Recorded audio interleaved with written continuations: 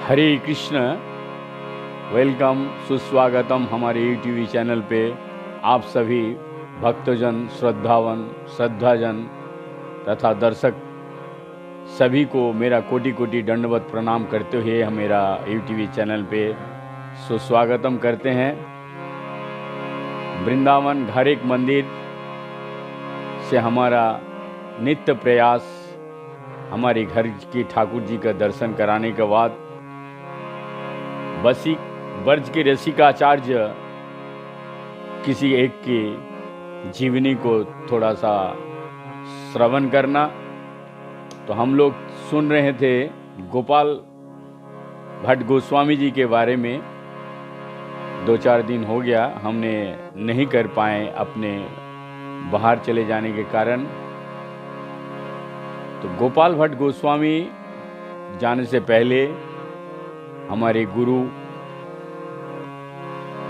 महाराज तथा परम गुरु महाराज एवं चारों संप्रदाय के साधु संत महंत वैष्णव भक्त जो जहाँ पे जिस अवस्था में सभी को मेरा कोटि कोटि दंडवत प्रणाम करते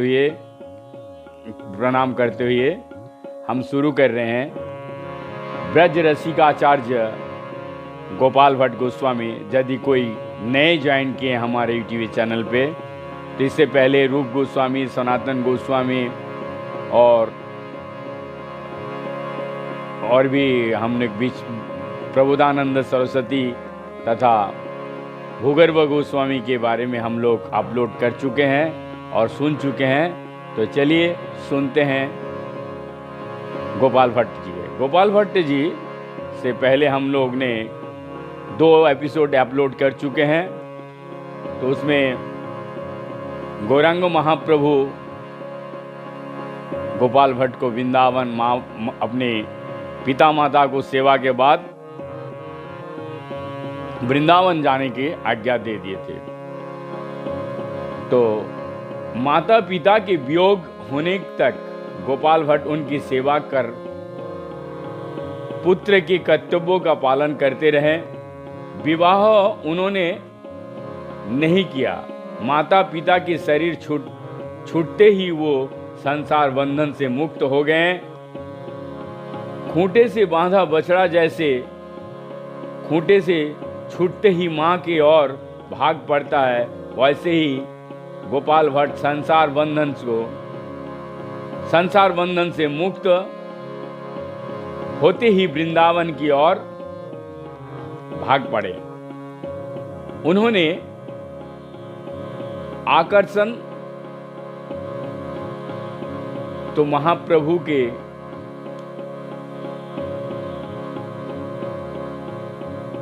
अधिक था। उनका जो आकर्षण था महाप्रभु के प्रति था, अधिक था।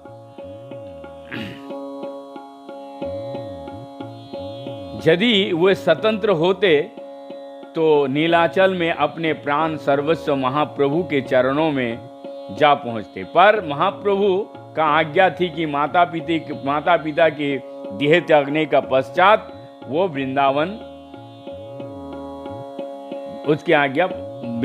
जाएं और उनकी आज्ञा पालन करें। गोपाल भट्ट के पितृत्व श्री प्रबोध भट्ट महाप्रभु के दक्षिण यात्रा के पूर्व ही काशी चले गए थे। वहाँ संन्यास लेकर प्रकाशानंद सरस्वती नाम से उत्तर भारत में अद्वैतवाद के नेतृत्व कर रहे थे। सहस्त्र सन्यासी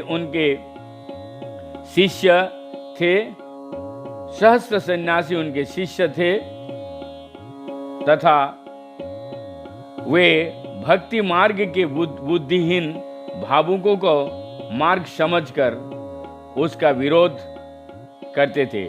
गोपाल भट्ट के ज्ञान मार्ग पर ले चलने के लिए कृत संकल्प थे। उन्हें जब संवाद मिला महाप्रभु से प्रभावित होकर उनके परम भक्त हो जाने का, तो वो मन ही मन महाप्रभु से देश रखने लगे। इधर महाप्रभु को भी नीलाचल में संवाद मिला था कि वे भक्ति विरोधी प्रचार कर रहे हैं और भगवान के विग्रह को मिथ्या बतलाकर लोगों को गुमराह कर रहे हैं। इसलिए वो भी उनसे असंतुष्ट थे। एक बार ईश्वर आवेश में उनके प्रति अपना रोष प्रकट करते हुए मुरारी गुप्त से उन्होंने कहा था, सन्यासी प्रकाशानंद बस एकाशीते मोर खंड खंड बेटा करे भालो मते पढ़ाए वेदांत मोर विग्रह ना माने कुष्ठ कराइलु अंगे तबु नाही जाने अनंत ब्रह्मांड मोर जे अंगेते बसे ताहा मिथ्या बोले बेटा केमने साहसे सत्य कहूँ मुरारी आमार तुमी दास तुम जे ना माने मोर अंग से जाए नाश आज भवानंद प्रभुर विग्रहे से सेवे जे विग्रहे प्राण करी पूजे सर्वदेवे पुण्य पवित्रता पाए जे अंगे स्पर्शे ताहा मिथ्या बोले बेटा केमने साहसे सत्य सत्य करो तारे এই প্রকাশ सत्यमयी सत्य मोर दास तार दास। सन्यासी प्रकाशानंद सरस्वती जो काशी में मैंने हम लोग इससे पहले प्रकाशानंद और सरस्वती जो प्रबोधानंद थे उनके बारे में हम लोग पढ़ चुके हैं, सुन चुके हैं। तो सन्यासी प्रकाशानंद जो काशी में रहता वो मेरा विग्रह खंड खंड करता है, वेदांत पढ़ता है और मेरे विग्रह को नहीं मानता। दंड स्वरूप मैंने उसके देह पे कुष्ठ कर दिया तो भी उसे ज्ञान नहीं हुआ। मेरे जिस विग्रह में अनंत ब्रह्मांड के स्थित है उसी को वो मिथ्या कहता है। उसका इतना साहस। ब्रह्मा शिव और अनंत देव सहित सब देवता जी से जिस अंग की पूजा सेवा करते हैं और जिसके स्पर्श से पुण्य भी पवित्र होता है उस मिथ्या कहने का साहस। तुम मेरे दास हो मुरारी, मैं तुमसे सत्य कहता हूँ कि जो मेरे विग्रह को नहीं मानता और अपने आप को मेरे निर्विशेष रूप से अभिन्न मानता है उसके अस्तित्व का नाश होते हैं। मैं इस तथ्य का तुमसे बार बार प्रकाश करता हूँ कि मैं मेरे दास और मेरे दास के दास सब सत्य है। प्रकाशानंद भी महाप्रभु के प्रति अपना देश प्रकट करने में कोई संकोच नहीं करते थे। काशी के लोगों से वो कहते थे, सुनियाछि गौड़ देशे सन्यासी भावक केशव भारती शिष्य लोक प्रचारक चैतन्य नाम तार भावक गणलया देशे देशे ग्रामे ग्रामे बुले ना चाहिया जेई तारे देखे सेई ईश्वर करी कहे एछे मोहन विद्या जे देखे से मोहे सर्वभाम भट्टाचार्य पंडित प्रबल सुनी चैतन्यर संगे हईल पागल सन्यासी नाम मात्र महाइंद्र जाले काशीपुरे ना विकावे तार भाव काले। सुना है गौड़ देश में केशव भारती का एक भावुक शिष्य है जो लोगों को ठगा करता है। चैतन्य उसका नाम है। भावुक लोग को लेकर जगह जगह उन्हें नाचता फिरता है।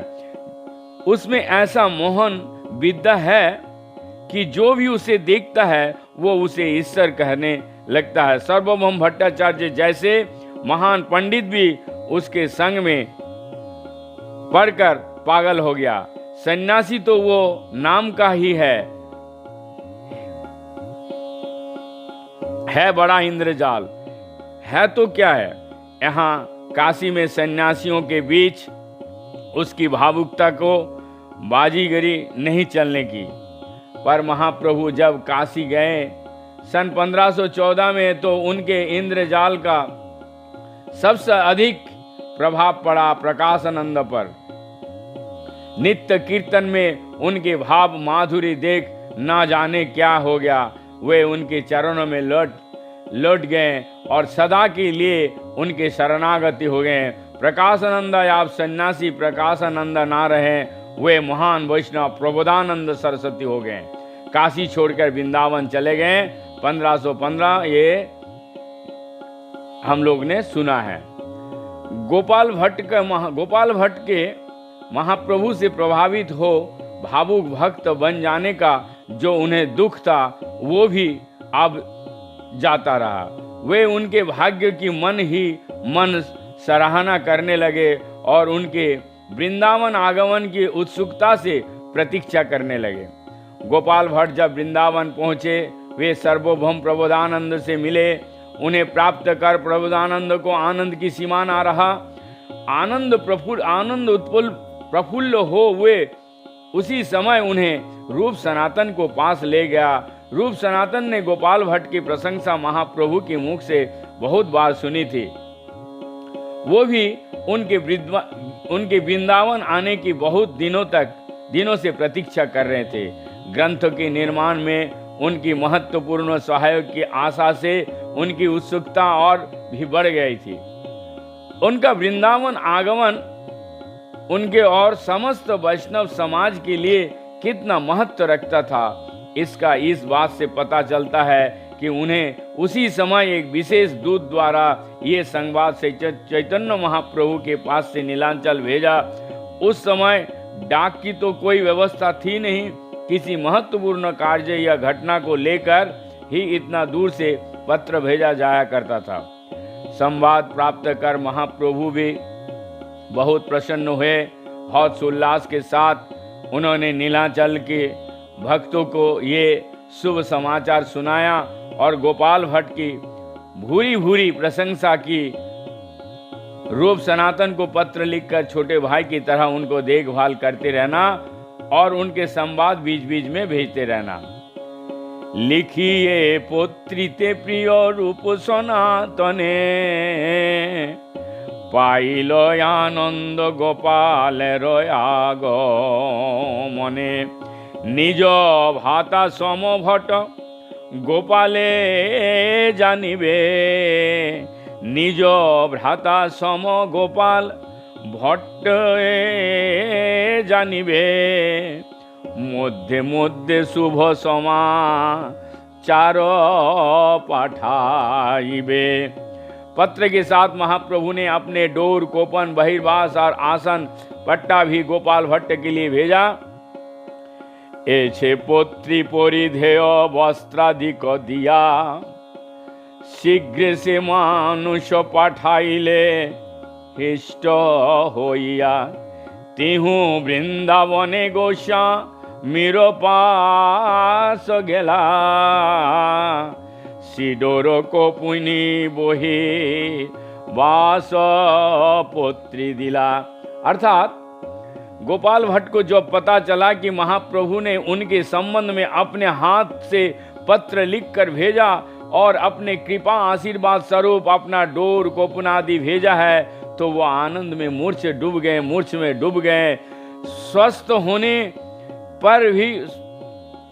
होने पर उन्हें डोर कोपन और आसन आदि का बारंबार प्रणाम किया। रूप सनातन के कहने पर भी उन्होंने आसन पर बैठना स्वीकार नहीं किया, पर रूप सनातन ने उन्हें समझाया कि आसन भेजकर महाप्रभु ने उन्हें गुरु स्थान पर उपविष्ट किया है और उस पर बैठकर लोगों को दीक्षा देने का अधिकार और आज्ञा दी है। तब उन्हें उनकी बात मान लेने पड़ी। गोपाल कवि के अनुसार महाप्रभु ने अपने पत्र में गोपाल भट्ट को अपने अंश से प्रकट श्रीनिवास आचार्य की वृंदावन आने पर उन्हें उस आसन पर बैठकर दीक्षा देने का आदेश भी दिया था। अब श्री राधा रमन विग्रह का प्रकट्य भी हम सुनते हैं। महाप्रभु ने गोपाल भट्ट गोस्वामी को शालिग्राम की सेवा करने का आदेश दिया था और कहा था कि तुम शालिग्राम की राधा रमन के दर्शन होंगे। श्री गौरांग देव आज्ञा दिले गोस्वामी रे, शालिग्राम होइते तुमी देखिबे होरी रे। गोपाल कवि के अनुसार महाप्रभु के स्वप्न में गोपाल भट्ट के गंडकी नदी से शालिग्राम जो सबसे पहले मिले लाकर और उन्हीं के रूप जानकर उनकी सेवा करने का आदेश दिया था। गोपाल कवि का ये भी कहना है कि विरहावस्था में ही कूर्माकृति के प्राप्त महाप्रभु की ही गंडिका नदी में उस शिलाग्राम शिला के रूप में प्रकट हुए थे, जिसकी उन्होंने गोपाल भट्ट से सेवा करने की कहा था। एक समय महाप्रभु कृष्ण चैतन्य विरह में छाके, पिय विरह में अंग सुकरि भाए पिंड समानंदा के, शालिग्राम कुरमा करही जन्म नदी मधिलीना, तीनों गोपाल भट्ट को सोपन एक दिन नियमे दीना। शालिग्राम नदी में पहले मिले जाए तुम लाओ, मेरो रूप जान के ताको पूजा करी पधारो। महाप्रभु की इच्छा जान गोपाल भट्ट ने गंडकी नदी से शालिग्राम लाने के उद्देश्य से सहारनपुर होते हुए पश्चिम उत्तर भारत की यात्रा की। सहारनपुर जनपद के देवबंद में उनके उस ग्राम के जागीरदार भक्त प्रवर पंडित श्री माधव प्रसाद शर्मा से भेंट हुई। माधव उनके तेजोपुंजो कलेवर और भक्ति भाव से बहुत प्रभावित हुए। उन्होंने अपने घर ले जाकर उनका आदर सत्कार किया और प्रिय पुत्र गोपीनाथ सहित अपने समस्त परिवार को उनके अनुगत करवाया। देववन से नेपाल के कंटका किर्ण और हिंसक जंतुओं से परिपूर्ण पथ को पार करते हुए गंडकी नदी में उद्गम स्थान पहुँचे। स्नानोपरंतर सूर्योपासना के लिए जल में अंजलि प्रसारित करते ही एक दामोदर शिला का उनके हाथ में आ गए। उसी को महाप्रभु के स्वरूप जान उन्होंने भगवान भावमग्न हो हृदय से लगा लिया। 11 और छोटी बड़ी शालिग्राम शिलाएं लेकर वे वृंदावन लौट आए। निधुवन के निकट रास स्थली में एक वट वृक्ष के नीचे पर्णकुटी का निर्माण कर भजन करने लगे। उनका अधिकांश समय शालिग्राम के प्रेम सेवा व्यतीत होते वे शालिग्राम को एक पिटारी में रखते। पिटारी वट वृक्ष से लटकाकर शालिग्राम को झुलाया करते थे। उन्हें विश्वास था कि महाप्रभु